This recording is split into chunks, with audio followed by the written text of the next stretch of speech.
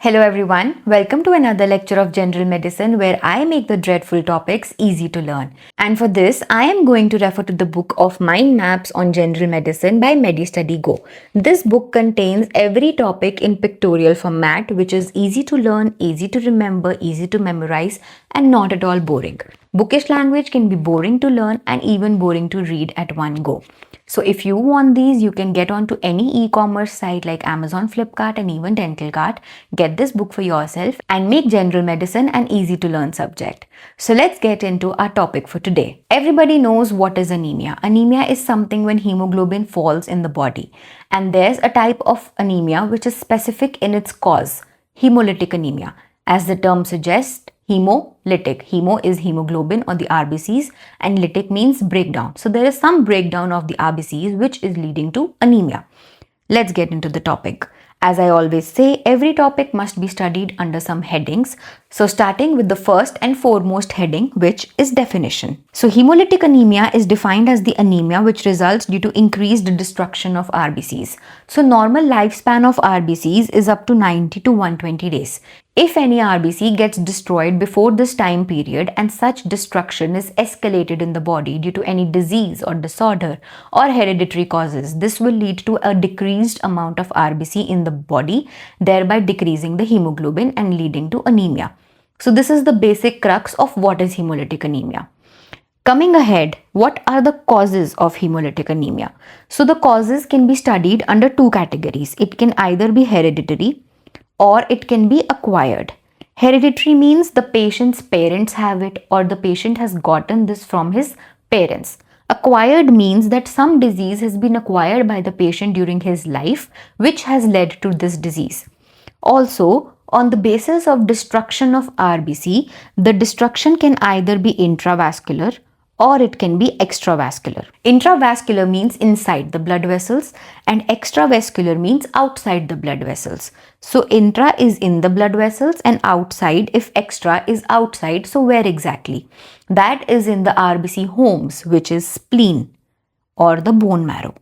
So there can be two criteria on which you can classify the causes. It can be hereditary acquired or intravascular and extravascular. Coming to the causes, hereditary causes include some defect in the red cell membrane. Now if RBC has been formed, it has to be round in shape. Suppose the membrane is defected. The body will not recognize it to be perfect, will not let it function perfectly and will destroy it. So disease in which this happens is hereditary spherocytosis, wherein the RBC is not in its actual shape and the shape changes because the membrane is defective and the membrane has not been performed correctly. Secondly, there can be some red cell enzyme defects. Now every cell in the body needs to be protected by the antibodies in the body. Think of it like you are living in the house, but you also need protection from some people in your house. That is how enzymes function to protect the RBCs against the antibodies in the body so that they don't start harming the RBCs themselves. But in diseases like G6PD deficiency, the G6PD enzyme is deficient and that is responsible for the formation of NADPH. This NADPH is responsible to protect the RBC. Now, if NADPH is not present, the RBC will not be protected and antibodies will kill it. So that also leads to hemolytic anemia. Third, there can be defective globin synthesis as in thalassemia and sickle cell anemia. So in these two diseases, the shape of RBC is not normal. In thalassemia, the chains of hemoglobin are distorted, they are not balanced. So RBC will not contain a balanced hemoglobin structure, therefore the body antibodies will recognize it and kill it. Secondly, in sickle cell anemia, the shape of the RBC is not normal. The antibodies will detect it to be abnormal cell and kill it. Next, there can be some immunohemolytic causes. Suppose there are some antibodies which detect RBCs which have been produced at a hotter temperature in the body or at a colder temperature. So they will also not have proper structure and functioning in the body. Therefore, that will also be reduced and destroyed by the warm and the cold antibodies in the body. These are the hereditary causes where the patient himself is not suffering from any disease during the lifespan but has inherited these diseases from the parents. Coming to the acquired causes where the patient has been affected by the disease later on in his life. These include fragmentation syndromes, wherein somehow some fragmentation is happening in the RBC which is leading to their destruction. Starting with the first one, which is hemolytic uremic syndrome. In the hemolytic uremic syndrome, there are certain microorganisms which form a Shig toxin. This toxin causes thrombosis in the blood vessels, and the RBCs, being larger in size, cannot travel through. They get blocked here, and the antibodies think the problem is RBC. They are causing the blockage. So they destroy this.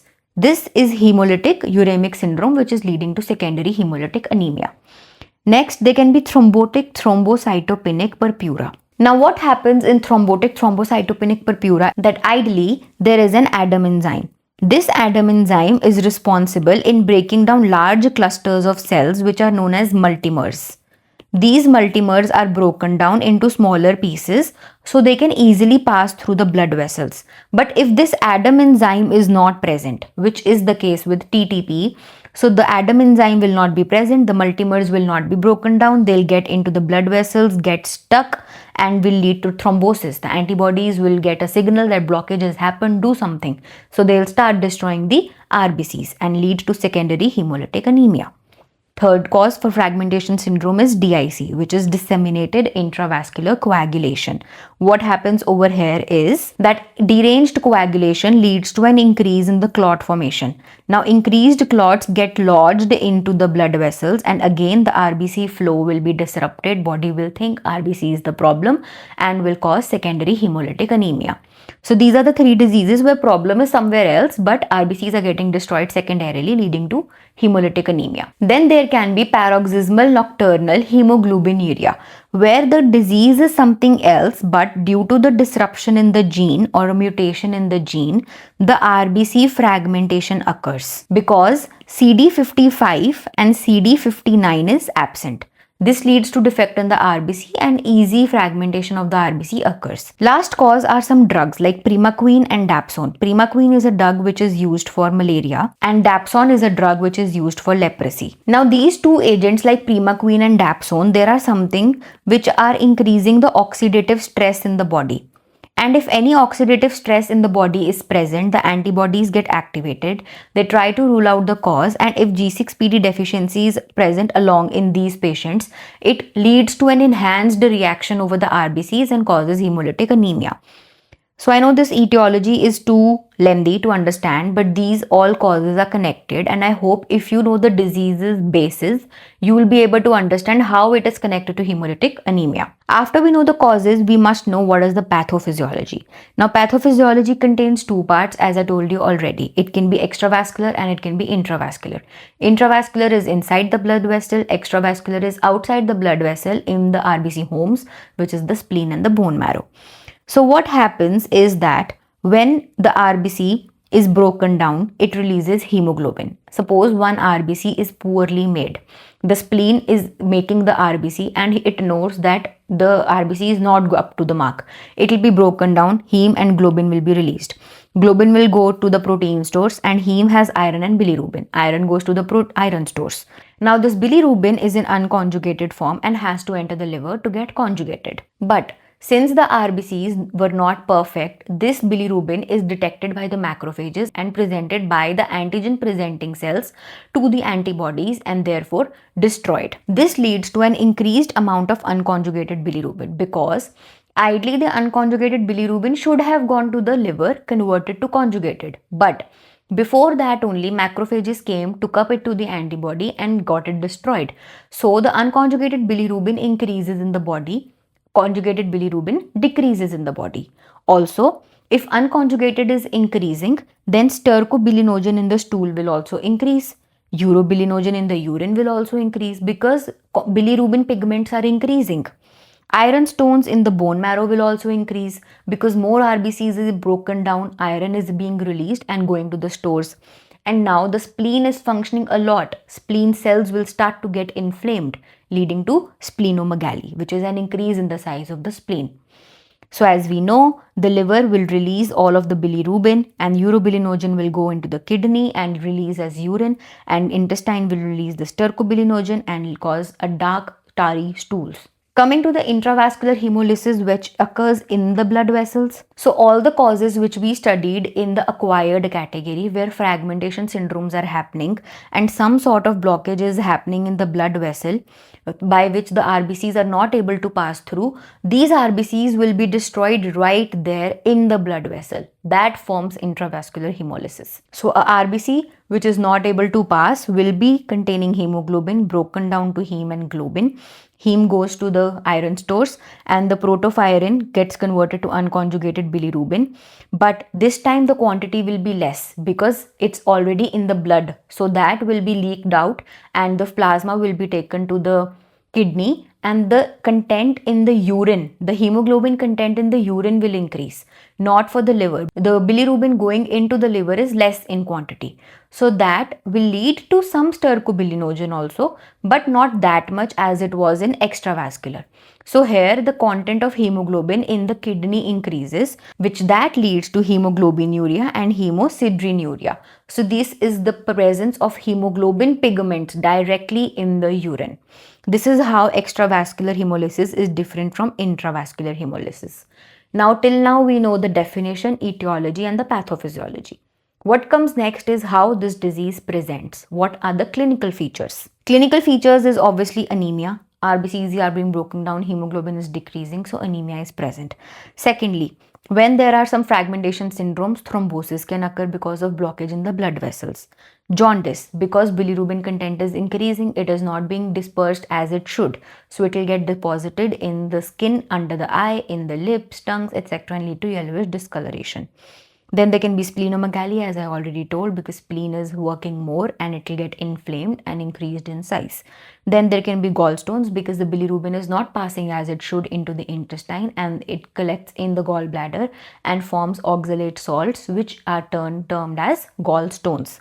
Also, excess amount of urobilinogen in the urine leads to dark urine, and excess presence of urobilinogen in the urine leads to the dark color of the urine. So these are the common clinical features of hemolytic anemia. Now, when we know what are the clinical features, we need to diagnose the patient confirmatorily for the presence of hemolytic anemia. For that, there have to be some lab diagnosis or some tests which we need to perform. First is decreased plasma haptoglobin. So when this hemoglobin is released from the blood vessels, it is taken up by haptoglobin. Haptoglobin is also a protein which binds to heme. But this haptoglobin, if it was present in an XYZ amount, if more of it is being bound by the hemoglobin, therefore the quantity of XYZ will keep on decreasing over time. So a decrease in the plasma haptoglobin is seen, and increase in the unconjugated bilirubin is seen, as we know. Now if bilirubin is affected, liver is affected, so therefore liver enzymes will also be elevated, which is LDH is increased. Urine hemoglobin and hemosiderin is increased. As we already know, the urine pigments are more because hemoglobin is being filtered by the kidney. On the blood count, we see low hemoglobin and hematocrit value decreases because the cells in the body are less. On the peripheral smear, what we see are different shapes of RBCs. RBCs must be round shaped, but they are not that ways. Reticulocytosis is seen, which means that spleen and the bone marrow detect that the RBCs in the body are less. They start producing more. But in order to produce more, they produce immature cells, which are reticulocytes.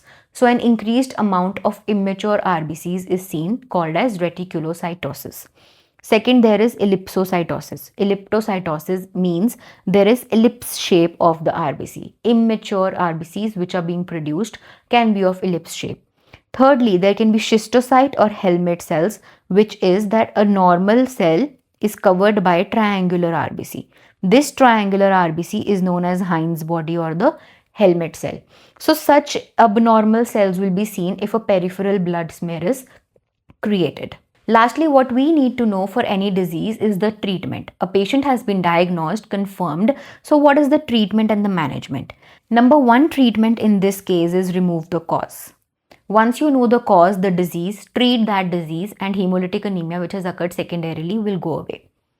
Second, if the hemoglobin has gone beyond or below the level of 7, you need blood transfusion. This is an indication for immediate blood transfusion. Next, if the patient is having difficulty in breathing because blood is not carrying oxygen because there is not enough RBCs to do that, so you might need O2 supplementation also. Fourth, if any fluids are being deranged, the volume in the blood is being deranged, you might need to give IV fluids.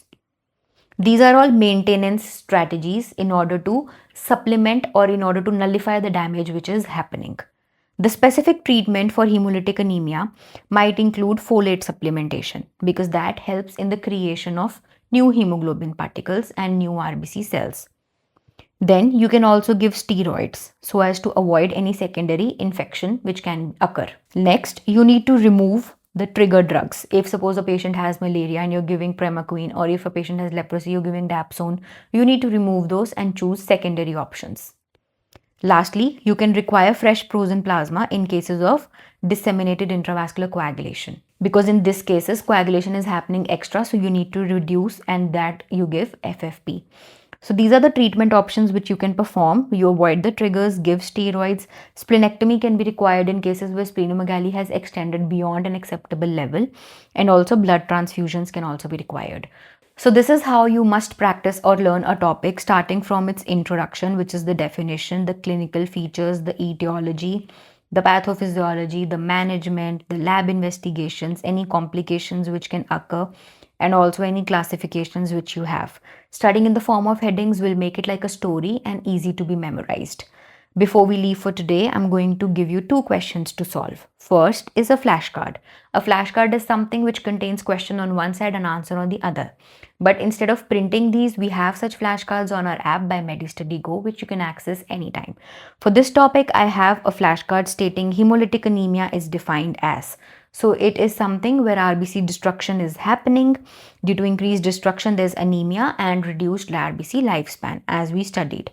So next, I have an MCQ for you. A patient with hemolytic anemia will most likely have what?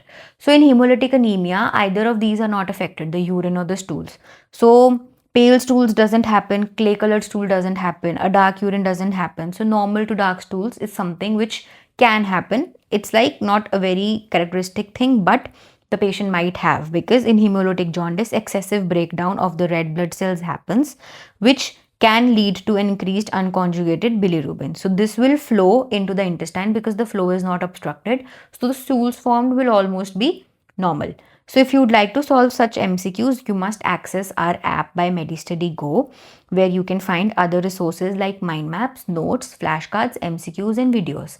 And if you want such videos to be on your profile or your feed, you must subscribe to our channel Medi Go, ring the bell icon and do like this video while you're at it.